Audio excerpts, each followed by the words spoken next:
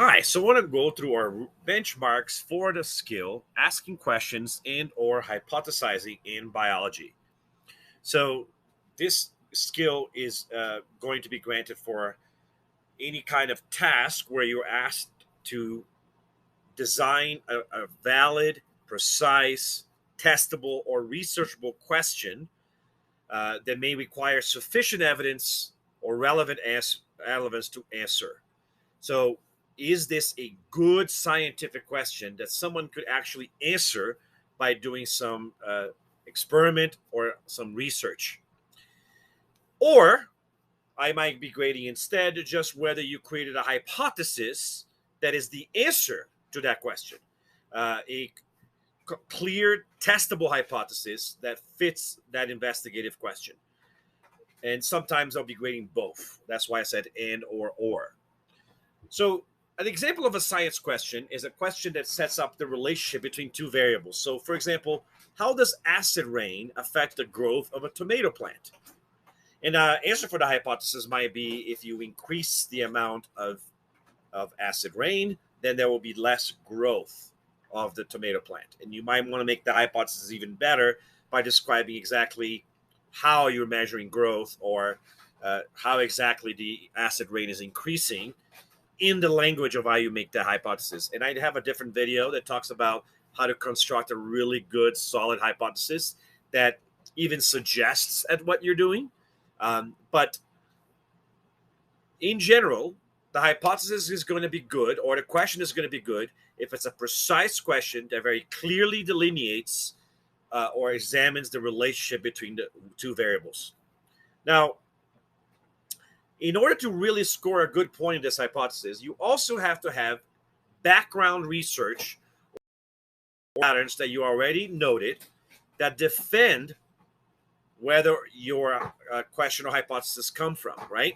So you wouldn't know this is not coming out of nowhere. You came up with this question based on observations. You proposed the hypothesis as a possible solution to how you think it may work based on what you already know, based on the research you've made on the topic.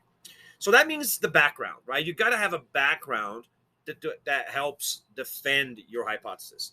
So in order to reach mastery of this skill, not only do you have a good, solid question that establishes the relationship between one variable and another, or a hypothesis that answers that question, but you also have some background or prior observation that you can cite or reference or mention to actually defend that hypothesis.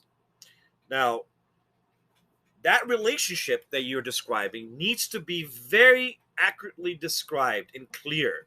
So, for example, if I say increasing acid rain increases plant growth, I know exactly what's going on with that relationship. I know that doing one thing affects the other in a certain direction, right? I don't know. That's just like, oh, yeah, if there's acid rain, the tomato plant is going to be affected.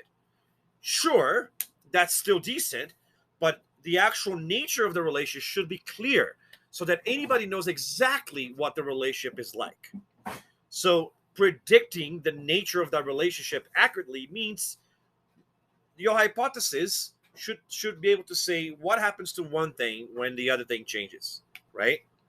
And that should be something that is relevant to a theory or test that you're trying to make, right? So the relationship that you're examining has to be something that matters for the topic that you're trying to research. If you hit those skills, you actually are at grade level for creating a hypothesis in biology.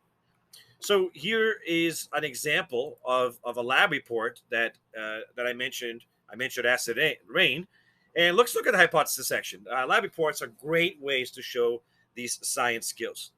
The closer a tomato plant's environment is to neutral acidity, the greater the growth will be, right? So that hypothesis is telling me exactly what the relationship between acidity is and growth is, right? I know that neutral will give me the best growth, right? And the greater the growth, so that implies that I'm going to measure the amount of growth, and that it's going to be even better. Now I could make that even better and say the greater the length of the seedling will be, or the greater the total amount of mass increase the plant will be. Now I actually know exactly how I'm going to measure. That makes the hypothesis even better. So if I wanted to improve this hypothesis, I could actually describe it that way. Um, so I have a clear relationship between one variable and another. Let's see the research question that inspires this, right? The effect of different levels of acidic solutions on the tomato plant in centimeters. So that means I am trying to know how the growth of the tomato plant is affected by acidity. I have a very specific question. It has totally something to do with the topic that I was researching at the time. That is what I'm looking for. Then I did some background. I did some research. I looked up some sources, and I cited some sources, and um, wrote up a background that talks about acid rain, that talks about what acidity is, that talks about how plant growth is measured or could be measured, how plants grow.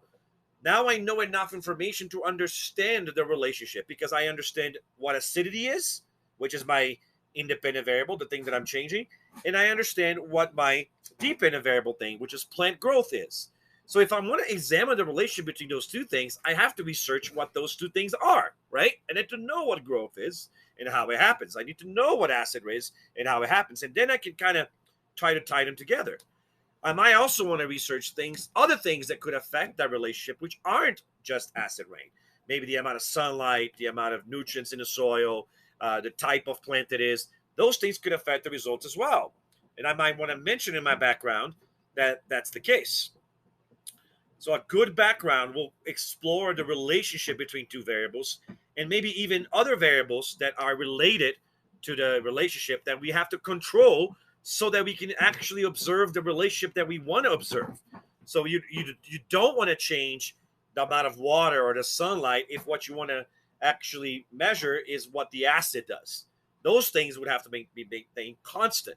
And you can mention in the background that those things matter too, and that's why you're going to have to hold them constant, right? So a good background examines the relationship between the variables that's been described. And you can pause and look at the example I have on the screen here. I have another example that's more for a physics class. The research question is to determine the effect of the angle of incline on the acceleration of the object going down the inclined plane. So then I know exactly what I'm studying. You see, that's a good purpose. That's a good research question. I know exactly the focus of the thing. And then look at hypothesis. As the angle of the incline makes with the horizontal increases, I know exactly what I'm changing by looking at that. The rate at which the object rolls down also increases. So I know exactly what the relationship is like, right? That is so cool. So a good hypothesis will establish a direct relationship between the variables. And then I have a background. I did some research. I researched about the angle of incline. I researched about acceleration. I researched about the a little bit about mechanics, right? Other variables that could affect the results. And I put that on the background and cited my sources, and there you go. So a good hypothesis is based on prior observation and establish a clear, direct relationship between two variables. A good research question lets you know exactly the kind of thing that you're actually studying.